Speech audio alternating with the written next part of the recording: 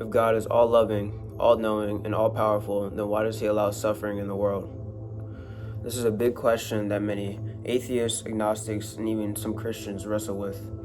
And to answer this question, we need to go back to the beginning of humanity when God created us. So when he created us, or created Adam and Eve, he gave them free will. And in order for there to be love, you need free will. Because without free will, we would just be robots, and we would not be capable of having genuine relationships with one another and God. And with that comes the option to not follow him, go your own way, do whatever you want, which can lead to hate, it can lead to pride, it can lead to many, many things. So after God gave Adam and Eve free will, he told them not to touch the forbidden fruit and the tree of knowledge. And when Satan came into the Garden of Eden, where Adam and Eve were, he deceived Eve into thinking that the forbidden fruit was the fruit that would make them like God. But the irony of that statement is that humans were created in the image of God, so they were already like God. But he used that to trick her. And I want you to listen and keep this in mind. When Eve ate the forbidden fruit, sin did not enter the world. It wasn't until after Adam had the forbidden fruit where sin entered the world. And the reason for that is because Adam was with her while it was happening, but he chose not to say anything, and he chose to just do it anyway and deliberately go against God. And so when he did that, the fall of man came, and that is where suffering comes from. Suffering can come in many forms, whether it's loss, anxiety or depression, or global tragedies like what's happening in Los Angeles.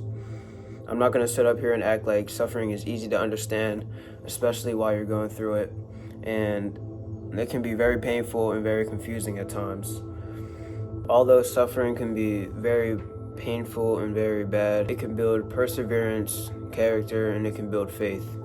It can also bring you closer to God and show his strength through our time of weakness. Jesus Christ himself even suffered. And as we know, God came down in human form into Jesus Christ. So that means that even God is not immune to suffering. And that's how much he loves us. He came down in human form, just like us, and he suffered for us. So that right there shows how much he loves you and how much he doesn't want you to suffer, and that's why he went through it with you. Now, with that being said, if you do accept Jesus Christ, which I very much encourage you to do, that does not mean your life will be perfect and you won't have any more struggles and it'll be all sunshine and rainbows. No, being a follower of Christ is a daily spiritual battle. It's a daily worldly battle too.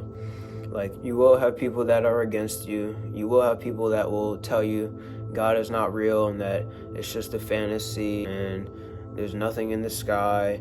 And you will have people that will tell you, or people that just won't like you just because you're a follower of Christ. And remember, that's how it's supposed to be. They did not like Jesus when he was here, and we are striving to be like Jesus. So you're doing the right thing if the world does not like you, because if you are a friend of this world, you are an enemy of God. Remember that. At the end, if we believe in Jesus, then we won't have any more suffering. It'll be perfect and it'll be heaven. That's the good news. That's the whole point of Jesus' message.